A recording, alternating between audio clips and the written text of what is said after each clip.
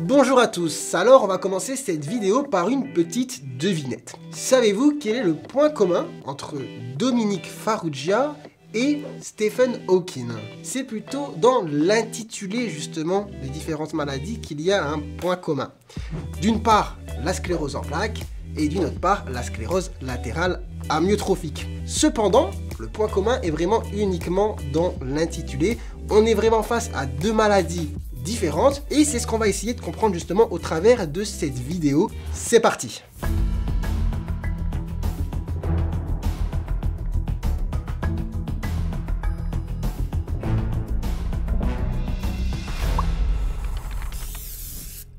Commençons par la sclérose en plaques. Pour faire plus simple, on va l'appeler la SEP. De quoi s'agit-il concrètement? Il s'agit d'une maladie neurologique qui met en jeu le système immunitaire, donc le système de défense de notre corps, qui va dysfonctionner et créer une inflammation au niveau de la gaine de myéline de nos cellules nerveuses. Qu'est-ce que la myéline? C'est l'enveloppe justement qui est autour de nos cellules nerveuses et qui permet de transmettre au mieux les informations. Forcément, si la gaine de myéline est abîmée, l'information transmise par le cerveau au reste du corps va mal circuler. Concrètement, ça se manifeste comment? L'information qui va mal circuler va entraîner à la fois des troubles moteurs, alors on va avoir par exemple des problèmes à faire fonctionner une main, attraper un objet, des problèmes justement à mettre un pied devant l'autre, donc des troubles de la marche. L'information concernant aussi la sensibilité peut être aussi altérée, on va par exemple avoir un côté du corps qu'on ne va plus sentir, mais on peut aussi avoir par exemple des sensations de fourmis, de picotement dans les membres et même parfois des douleurs. Souvent, un signe qui augure de la maladie est un signe qu'on va retrouver au niveau des yeux. Alors là, le terme est un peu technique, un peu compliqué, c'est ce qu'on appelle la névrite optique rétrobulbaire, ce qu'on appelle la NORB. Ça va être une atteinte du nerf optique qui va faire qu'on va avoir une baisse d'acuité visuelle associée à des douleurs au niveau des yeux. Comment évolue cette maladie? C'est définitive ou non? C'est une maladie chronique, donc aujourd'hui, on n'en guérit pas. Cependant, c'est une maladie qui évolue par poussée, ce qui fait qu'on va avoir des poussées dans lesquelles justement les symptômes vont apparaître. Les poussées seront en général traitées par corticoïdes et en général, les symptômes vont ensuite s'amenuiser. Cependant, il faudra parfois plusieurs semaines, voire plusieurs mois avant qu'ils ne disparaissent totalement. Mais pour être plus précis, il existe plusieurs formes de la maladie. Par exemple, une forme où ça va évoluer sur ce schéma, et puis celle où de poussée en poussée, on en garde des séquelles, ce qui est en général l'évolution naturelle de la maladie qui fait qu'à terme, au bout de 15 à 20 ans, on en garde parfois un handicap. Et il existe une forme aussi où d'emblée la maladie est agressive et directement on a une dégradation de l'état finalement général du patient avec un handicap qui apparaît très vite dans l'histoire de la maladie. En tout cas, en ce qui concerne l'espérance de vie moyenne, elle n'est que peu réduite. Et le handicap à terme, lui non plus, n'est pas prévisible, surtout du fait de l'avancée des thérapies immunologiques.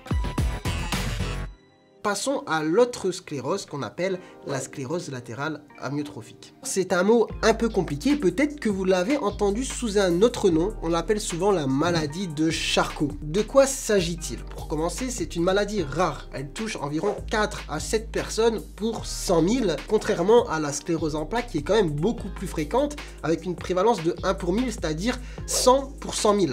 Et cette fois, il s'agit d'une maladie purement motrice, il n'y a pas de trouble de la sensibilité. Ce sont les neurones moteurs qui vont être atteints et détruits. Ça se manifeste comment? En tout cas, au début de la maladie, ça dépend si les neurones qui sont atteints se situent au niveau du bulbe, qui se trouve ici, ou au niveau de la moelle épinière. Dans les formes bulbaires, au début de la maladie, ce qui va se manifester, ça va être des troubles de la parole, des difficultés à parler, mais aussi des difficultés à avaler. Et dans les formes spinales, celles qui touchent la moelle épinière, on va avoir des troubles moteurs au niveau des membres inférieurs, par exemple des troubles de la marche, mais aussi des troubles moteurs au niveau des mains, des bras. On peut aussi avoir d'autres manifestations avec ce qu'on appelle des amyotrophies, donc des zones musculaires qui finalement fondent du fait de l'atteinte nerveuse. Et on peut constater aussi des fasciculations. Bon, je vais un peu galérer à vous l'expliquer avec des mots, donc on vous met une petite vidéo afin que vous puissiez voir de quoi il s'agit. Look at that. He's just firing. C'est une maladie grave qui est mortelle pour le coup. Finalement, la destruction des neurones va s'étendre. On va avoir, comme je disais, des difficultés à parler, à avaler. Par la suite, forcément, du fait de la destruction des neurones moteurs, on va être paralysé. Et enfin, quand les muscles respiratoires seront touchés, malheureusement, c'est là que l'histoire se termine. Il s'agit d'une évolution généralement rapide. En moyenne, 25% des patients atteints de sclérose latérale amyotrophique ont une évolution fatale en moins d'1 an. Pas très joyeux tout ça, je sais, cependant, il y a tout de même 10% des malades qui ont une évolution justement de la maladie sur plus de 10 ans. Et on peut prendre par exemple l'exemple de Stephen Hawking qui est mort à l'âge de 76 ans. Comme pour la sclérose en plaques, on n'en guérit pas encore aujourd'hui. Du coup, vous voyez, malgré les progrès de la médecine, il y a encore des avancées à faire dans le domaine scientifique et des prix Nobel à gagner. De ce fait, je vous invite à vous engager dans le cursus scientifique. Donc pour résumer, d'une part, on a la sclérose en plaques, qui est une maladie inflammatoire chronique du système nerveux, qui va avoir à la fois des atteintes motrices et sensitives, qui va évoluer par poussée avec parfois des périodes justement d'accalmie, et on ne va pas en mourir en soi de cette maladie. Et d'autre part, on a la sclérose latérale amyotrophique, qui est une maladie rare, purement motrice, du fait de la destruction des neurones moteurs, une maladie qui évolue rapidement et qui est fatale.